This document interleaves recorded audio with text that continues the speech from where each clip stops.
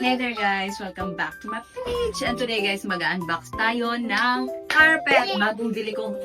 Nandito na yan, unbox naman ko. So, tutulungan na ako mga unbox guys. Kasi excited na ako kasi diba, pag mga decoration, kung gusto ko talaga nag-unbox. So, dito na guys. Get the scissors, we'll unbox this!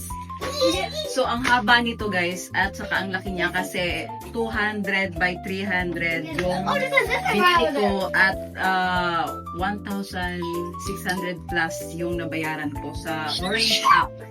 So, yan guys. Can you put it in where we're gonna put? Because I want to feel the stuff.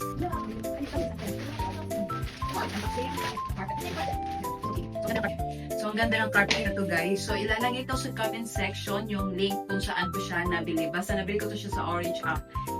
Mura lang din siya guys sa 200 by 300 na size niya. So, okay na sa akin yun. Lalagay ko dito sa aking living room. Kasi sawang-sawa na ako sa yung previous one. At least may bago na naman akong carpet. Kasi yung isa guys, medyo lagyan ng apoy. So, nasunog konti kaya hindi ko na ginagamit. So, meron na akong bago! Here we go. Carpet.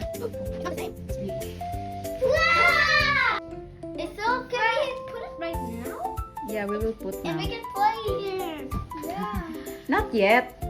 So guys, wawalisan muna natin yung floor para malinis pag nilagay na natin yung carpet kasi masyadong malaki.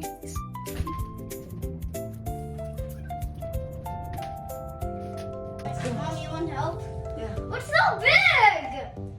Ayan na nga mga kapersa, na-unwrap na namin ang aming bagong carpet. Take a look at this guys. Di ba ang cute at saka ang ganda niya. As usual, color blue pa rin yung napili ko guys. Kasi gustong gusto ko talaga yung kulay na to. Di ko lang talaga alam guys. Nakaka-good vibes lang talaga siya para sa akin. Kasi yung color kasi niya is parang pang beach.